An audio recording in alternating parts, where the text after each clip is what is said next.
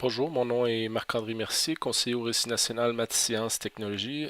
Aujourd'hui, on va travailler un petit peu avec la découpe vinyle Silhouette Cameo. Plus précisément, on va travailler avec le tapis de découpe PicScan. Donc, le tapis de découpe PicScan va vous permettre facilement lorsque vous allez avoir imprimé un logo sur une feuille ou sur un matériel de découpe, de venir sélectionner facilement le pourtour de cette forme-là sur la feuille imprimée, puis d'être capable de découper la forme là, précisément autour. Donc, si on va dans notre interface de travail, on va avoir dans notre barre de travail là, une icône qui est marquée Pix. Donc, c'est l'icône PixScan qu'on veut aller chercher. On va cliquer dessus. À ce moment-là, vous allez avoir une fenêtre qui va ouvrir.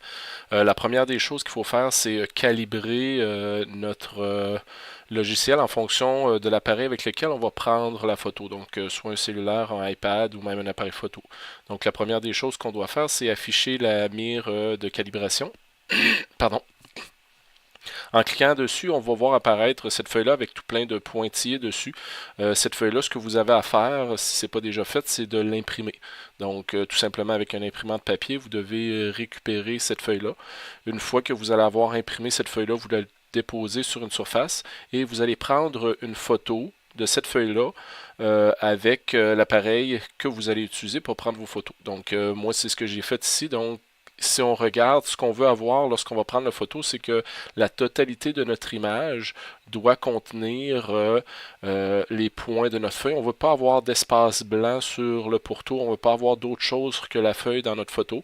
Et le plus possible d'avoir les points qui sont bien alignés, donc dans le bas, ou encore à l'horizontale comme à la verticale, les avoir alignés dans le cadre de la photo qu'on va avoir pris. Dans ma photo, si j'avais à la reprendre, ce que j'essaierais de faire, c'est d'éliminer dans le coin inférieur droite, il y a un ombre qui a été créé par l'iPad lorsque j'ai pris. Donc, si on prend des photos, on va essayer d'éviter le plus possible d'avoir de l'ombre. Si c'est pas facile, mais on va essayer d'avoir l'image la plus droite possible à l'intérieur du cadre. Donc, ça se peut que vous ayez à en prendre deux, trois, puis sélectionner la meilleure que vous avez faite, mais c'est ce qu'on doit faire. Une fois que c'est fait, ben, tout simplement, vous l'envoyez par courriel ou la téléchargez là, à l'intérieur de votre ordinateur que vous utilisez pour travailler avec la machine Silhouette Studio. Une fois que vous allez avoir imprimé puis pris la photo, ce qu'on doit faire, c'est venir ajouter justement la calibration. Donc sur l'interface, il y a un petit plus ici dans le bas. On va venir cliquer dessus. Puis à ce moment-là, on va aller chercher le fichier pour lequel vous venez de prendre la photo là, de calibration là, avec tous les points. Donc moi je l'avais déposé sur mon bureau, la feuille de calibration est ici, donc je double-clique. Et là, le logiciel il va vérifier si la photo est adéquate pour faire la calibration.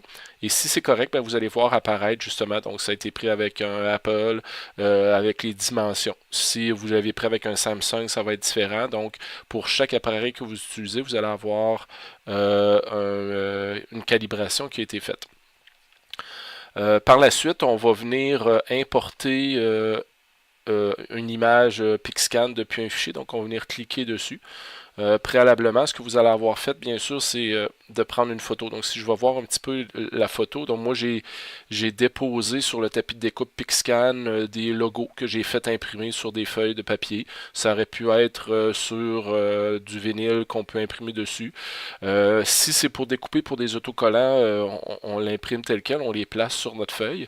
C'est sûr et certain que lorsqu'on va coller, il faut absolument que notre image soit à l'intérieur du cadre qui a tout le tour.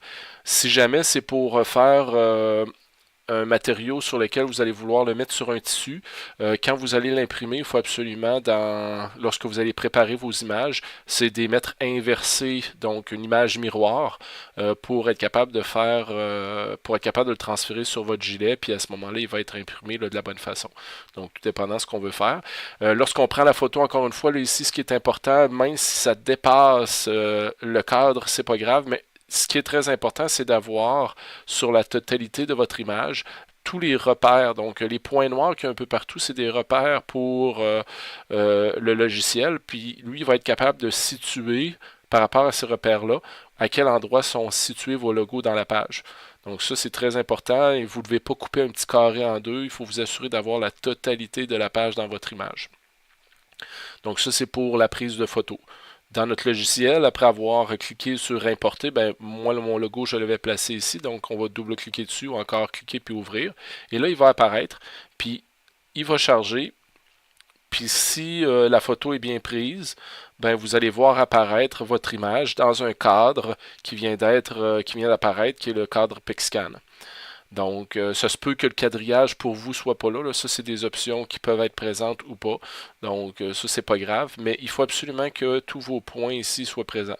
Si jamais le logiciel voit qu'il y a des erreurs dans la photo que vous avez prise, ben normalement, il ne vous permettra pas là, de faire le travail. Vous avez vu la fenêtre a changé, là, mais il faut absolument que ce soit cette image-là. Sinon, s'il y a quelque chose qui n'a pas fonctionné, ben, dans la partie ici, ça va apparaître en rouge, en bleu, en vous disant là, qu'il y a une erreur, puis il faudrait reprendre la photo à ce moment-là. Donc ça, c'est pour la prise de photo. Par la suite, ben, c'est comme on fait pour préparer euh, la découpe. Donc on va aller pour vectoriser. Donc ici, la fenêtre de vectorisation, on va cliquer dessus. On va sélectionner une zone. Donc moi, si je veux tout sélectionner, je vais venir sélectionner la zone, comme on a l'habitude de faire.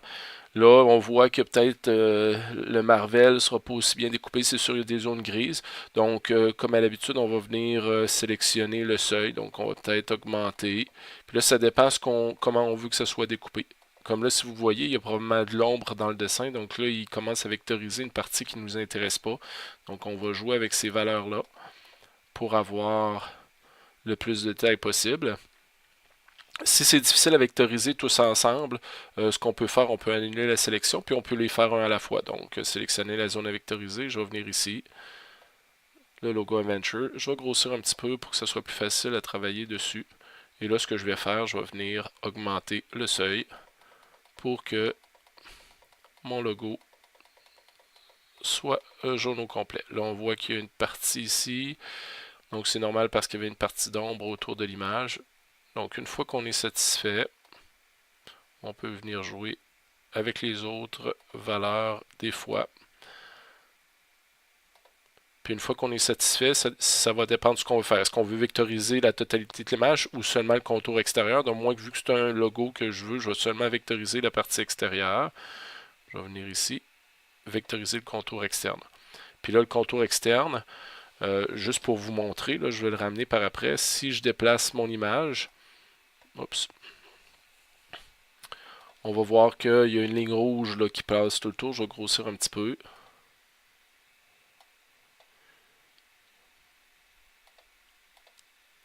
Et cette petite ligne-là, c'est là que la découpe va se faire là, avec l'appareil. Une fois que cela est fait, ben, j'aurais pu toutes les faire en même temps.